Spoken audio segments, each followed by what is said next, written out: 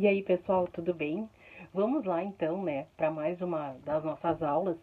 Dessa vez, nós vamos falar de uma figura, de um filósofo que teve uma contribuição extremamente, não que os outros não tenham contribuído profundamente, mas esse filósofo, ele me parece ser extremamente popular, né, porque como eu disse para vocês, é um daqueles que parece que nós mais falamos atualmente.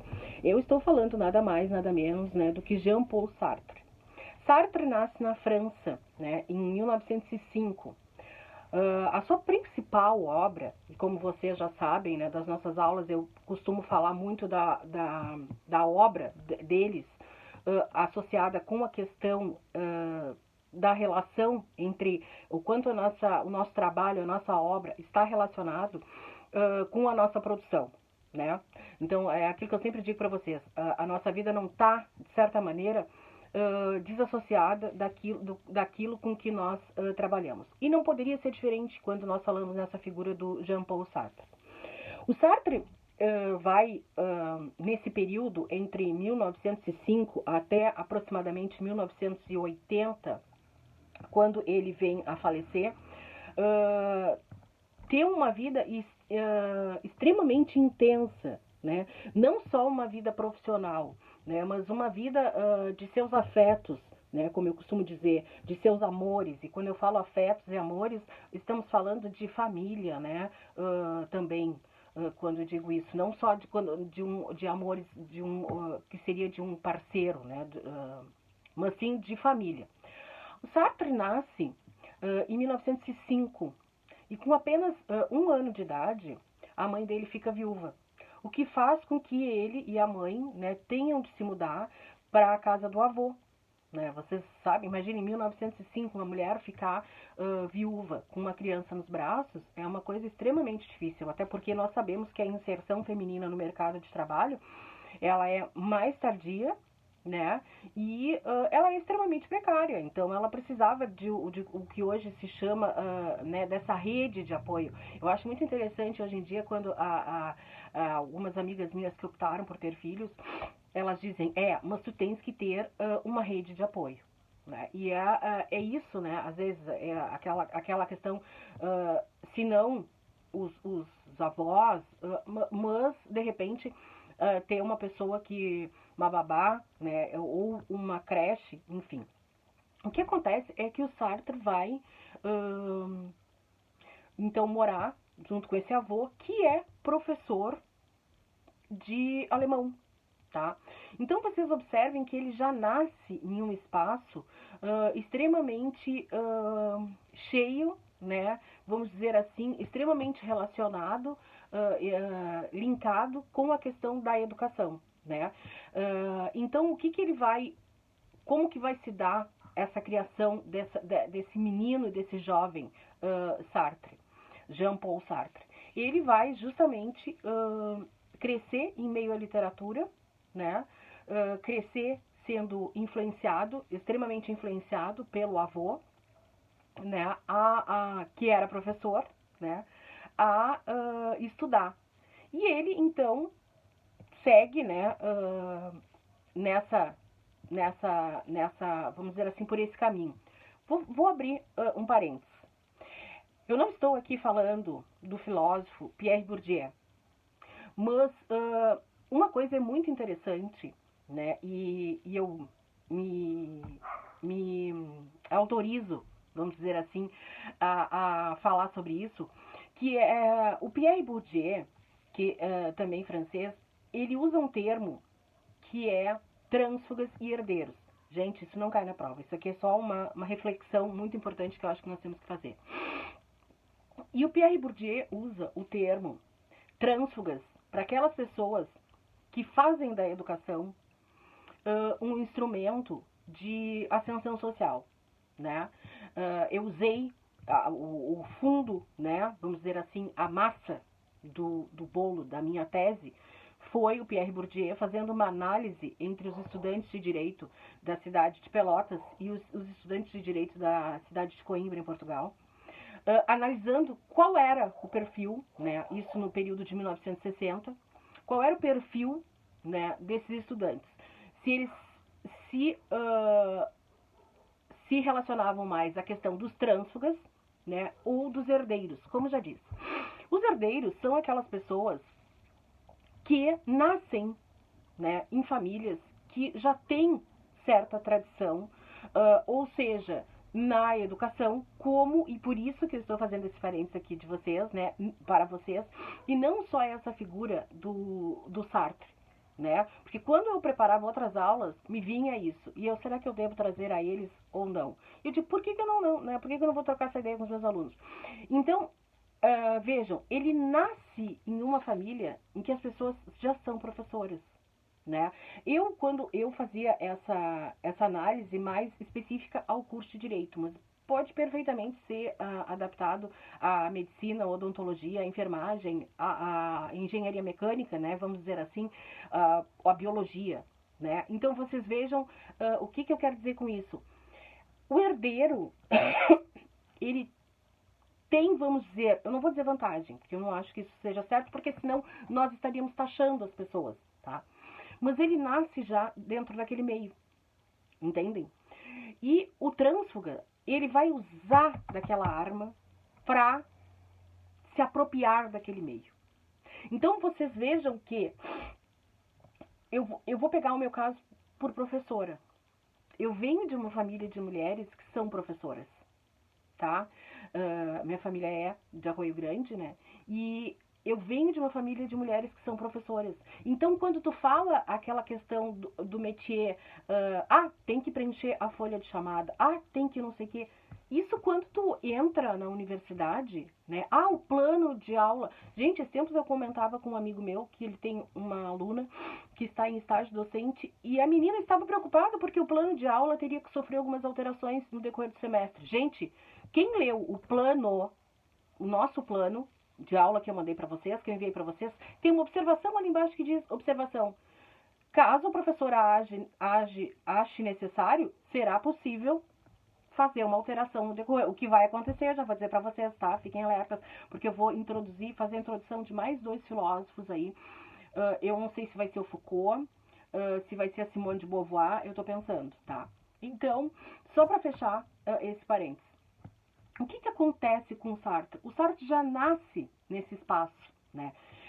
Influenciado pelo avô. Em 1924, então, tá? Ele ingressa na escola de filosofia, né, na École Normale, que se chamam, né, École Normale de Filosofia, que é a Escola Normal de Filosofia, em Paris, aonde ele começa a ter um contato com intelectuais, né, um contato com vários intelectuais da época, né, que depois se tornarão seus amigos. E o que vai acontecer? Ele vai, nesse período, conhecer Simone de Beauvoir. Que Simone de Beauvoir, nós sabemos, é uma filósofa que defende, né, causas relacionadas às mulheres, né, e ele e a Simone tiveram um chamado relacionamento aberto. Claro, senhores, não, certa vez um aluno me perguntou, professor, é verdade tal coisa da relação do Sartre e da Simone? Eu digo, gente, olha só, eu não sei, porque assim, quando eu falo em relacionamento aberto, as definições mudam, né, conforme o período que a gente, conforme o tempo, né? As leis têm que mudarem porque nós, seres humanos, felizmente, somos mutáveis, né? Então, o que eu sei que eles tinham um relacionamento aberto, todos sabiam, né, que eles mantinham uma relação afetiva, né? Agora, não me perguntem se moravam cada um na sua casa, se moravam juntos, se chegaram a morar juntos, isso eu não saberia entrar em detalhes, tá? E acabam, né, contribuindo também um para o outro para o desenvolvimento de seus trabalhos, certo? Ou seja, acabam se tornando parceiros de vida e de parceiros profissionais, tá? O que vai acontecer? Nesse meio período, e eu não vou me detalhar aqui muito, nesse meio período, entre 1928 e 1943, o Sartre termina também o serviço militar, o qual ele fazia concomitante, né? E também é chamado para ir para a guerra, tá? Na Alemanha. Lá, então, ele é feito prisioneiro, tá? E consegue fugir, né? E foge da Alemanha volta para Paris, aonde então encontra novamente a Simone de Beauvoir, tá? Então ali, depois ele passa a dar aula no ensino médio, tá? Até ser então professor no ensino superior. O que acontece é que justamente em 1964 ele vai publicar a obra As Palavras. Tá? E em 1968, o Sartre, junto com Foucault e junto com Deleuze, vão apoiar várias manifestações políticas que tinham na França, que começavam que vinham, né, que eram, vamos dizer assim, ventiladas pelos estudantes universitários franceses. E ele apoia o Foucault e o Deleuze apoiam essa causa, tá? E seguem firmemente junto com esses alunos, tá? Simone também, tá? Então, são professores de filosofia que apoiam as causas, porque ele tinha uma questão que ele dizia justamente isso, né? Que o professor de filosofia, o filósofo, ele tem que estar conectado com as questões sociais e ele tem que se fazer, vamos dizer assim, não é ficar, vamos dizer... não diria anonimato, mas sem uma manifestação, e teria que se posicionar, tá? E é isso que acontece. Bom, como eu já falei, né, a sua principal obra é o Ser e o Nada, né? Ele é um filósofo existencialista, né? A gente já sabe que ele ganha grande destaque nessa área, né, no existencialismo filosófico. Mas, em 1967, a saúde do Sartre começa a apresentar vários problemas, tá? A questão da diabetes, a questão da hipertensão, a questão do glaucoma, né, que vocês sabem que o glaucoma compromete muito a visão e, consequentemente, ele não conseguiria mais trabalhar, e a exaustão que ele tinha, porque alguns comentadores destacam que ele chegava a trabalhar, às vezes, 12 horas direto na elaboração de trabalhos, tá? E cometido, né, com o uso de medicamentos e um exagero na questão alcoólica, tá? Com tudo isso, a saúde do Sartre começa a entrar num processo extremamente debilitado, tá? Ele começa acaba se deteriorando, entendem? É um conjunto de fatores. Hipertensão, vejam que não é um cara, né, velho. Ainda mais, eu comentava com uma amiga minha que eu ainda não estou nos 50. Eu ainda não estou nos 50. Mas ela já é mais alguns anos mais velha do que eu. E eu comentava, olha, fulana, não te esquece que os 60 agora é os novos 40. Então a gente vai ter que cuidar muito bem, né, do nosso físico. Diminuir talvez... eu não sei como vai dar, porque ganhar menos já não dá, né? Como eu digo, diminuir talvez a carga de trabalho, mas se preservar um pouco mais, porque os 60 são os novos 40, né? A tendência é de que a população venha a viver cada vez mais. Eu tenho uma avó com 93 anos, né? Minha avó, que adoro de coração, assim, 93 anos, e ela tá firme, tá muito bem mesmo, assim, caminha, faz exercícios. Então vocês observem que um cara com 67 anos, ele é muito jovem ainda, né, pra estar nessa situação. Claro, consideramos que era um outro período, né, foi pra guerra, enfim, várias coisas. Em 1980, então, o Sartre acaba vindo a falecer. Tá? A Simone faz escreve um texto, né, para ele, e assim se encerra esse ciclo, vamos dizer assim, da figura Jean-Paul Sartre. Agora, na sequência, né, a gente vai estudar um pouco mais sobre a filosofia dele e como a filosofia dele, que era tão intensa quanto a questão da vida dele, como que ela acaba se constituindo. Tá? Ou seja, a gente percebe que ele, enquanto um filósofo existencialista, que também bebeu na fenomenologia, a gente vai perceber que ele também traz essa intensidade de sua vida para sua obra.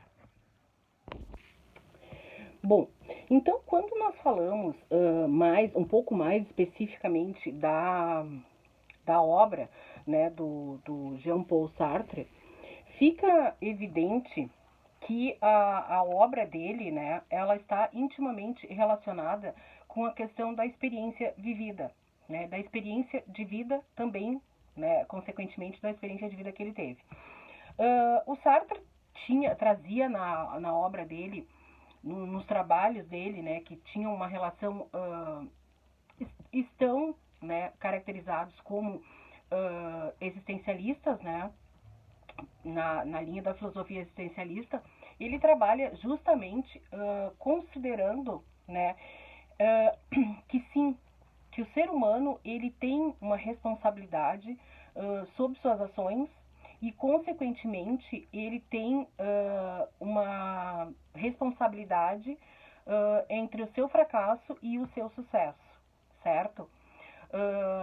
Com isso, o que ele vai dizer que ainda teve quando eu preparava o material, teve uma frase muito interessante que o autor dizia, que era o seguinte: para Sartre, o próprio indivíduo é responsável por seus sucessos ou fracassos, tá?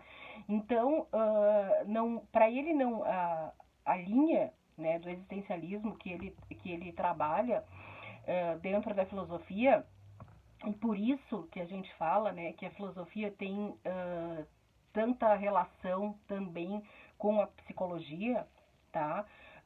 Uma vez que vários autores que são estudados na psico são também estudados, são filósofos e também são estudados na filosofia, tá? Ele vai dizer que para ele existe uma importância muito forte, os estudos dele trazem uma questão, está imbricado nos estudos deles uma questão muito forte da questão do estudo da própria ação, né? Ou seja, a ação que se estrutura nenhuma responsabilidade. Então, segundo Sartre, né, ele vai dizer que sim, nós enquanto seres humanos temos aquela possibilidade de dizer eu não quero isso para mim, né? Eu não quero isso para mim.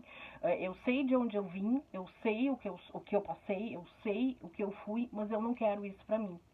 Essa parte desse espaço da minha vida eu não quero para mim, né? Então, a gente percebe que existe aí toda uma questão de uma análise, né, de um existencialismo que busca superar, né, aquele passado, né? Ou seja, o passado, sim, ele existiu, mas se tu achas que o teu passado não é algo que tenha sido...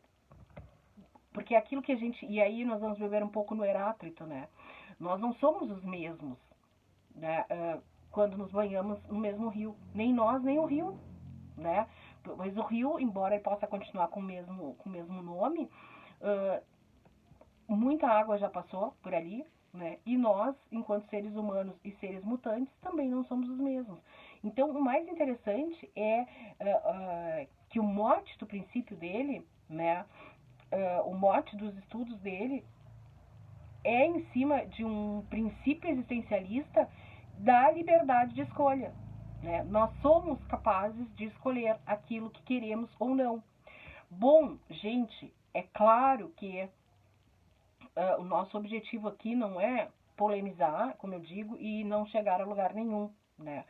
Nós sabemos que muitas vezes pessoas que não têm acesso às mesmas coisas, uns têm mais acesso, vamos dizer assim, mais acesso a mais capital cultural e capital econômico, essas pessoas não conseguem chegar a um lugar de sucesso, certo? E também aí vocês vão dizer, mas o que é o sucesso? O que é o sucesso para ti? Entendeu? O que é o sucesso? É estar em espaços e em cargos de poder? Bom, várias questões vão entrar aí, entenderam? Várias questões são... entretanto, às vezes nós temos pessoas que tiveram que foram cerceados muitas vezes de acesso a condições financeiras e de acesso a até mesmo acesso ao ensino, à educação, né, vamos dizer assim, e são pessoas que chegaram a lugares, a destaques, né, a espaços de poder. Mas aí, né, gente, vocês que são da filosofia como eu, sabem que nós não podemos trazer essa discussão, né, para uma discussão rasa, né?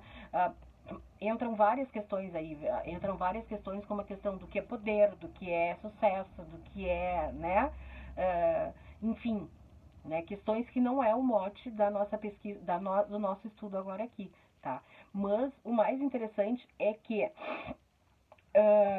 o Sartre chama para si a responsabilidade de que, sim, nós temos essa possibilidade de... nós não estamos fadados a algo que nos foi imposto, seja pela sociedade, seja pelo Estado, né? Ele diz que não é essa, não é essa o seu modo de pensar, né? Para ele, a filosofia dele, ela diz justamente isso, né?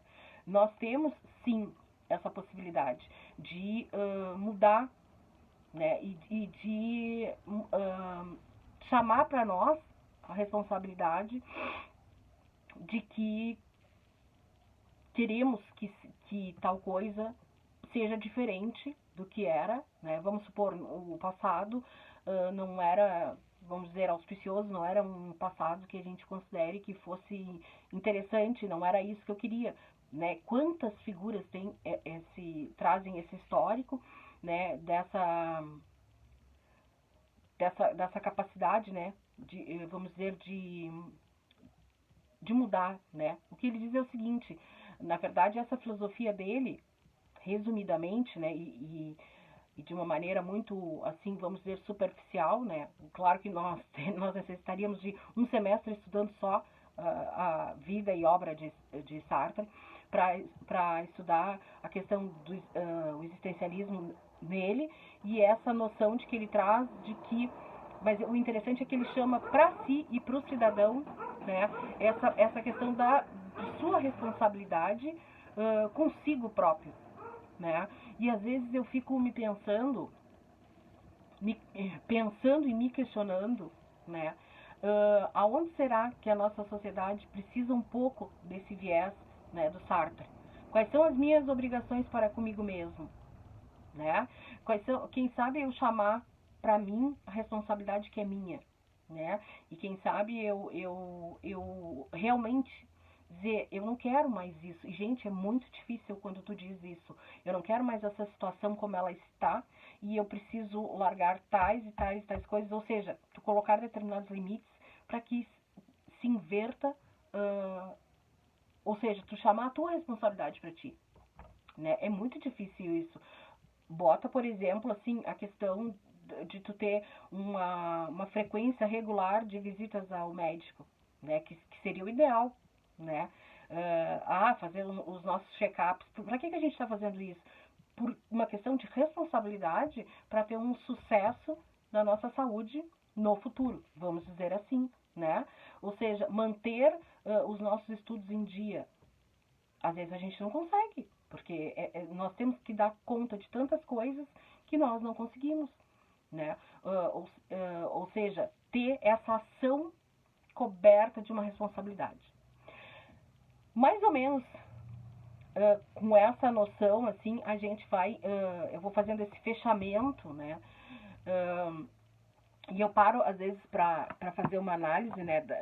Quando eu trago o quanto essa noção do Sartre para uma responsabilidade nossa para conosco mesmo, né, e para com a nossa vida, também a questão dos alunos que a gente vai tratar, né, dos alunos que a gente vai ter em sala de aula. Eu esqueci isso, eu esqueci aquilo. Gente, isso é responsabilidade, né? E nós temos uma geração de jovens que não tem muitas vezes essa cobrança em casa, né? De pessoas que assumem as responsabilidades por eles. Então, muitas vezes a gente percebe que isso reflete diretamente na nossa sociedade, né? Então, fazendo esse fechamento, né, já vou me encerrando para fazer esse fechamento da aula do Sartre, e dizer para vocês, então, que tão intenso quanto é a obra dele, foi a vida dele, né? Talvez ele tivesse tentado ser tão, vamos dizer assim, responsável, né, com a intensidade dos seus estudos no final de sua vida, que isso acabou também, né, comprometendo, tipo, sobrecarregando ele na questão. Ele tentou, me parece que o que ele mais tentou foi ser responsável com as questões de uma produção intelectual a nível, né? E conseguiu, né? Tanto que é uma figura de renome, né? Mas é aquelas coisas que a gente pensa, né? De repente largou um pouquinho o outro lado, que era ele próprio. Tá bom? Gente, por aqui então a gente vai encerrando, né? Esse conteúdo de hoje, que era sobre a filosofia de Sartre. E seguimos nas nossas próximas aulas, tá bom? Um abraço, tudo de bom e um bom estudo para vocês.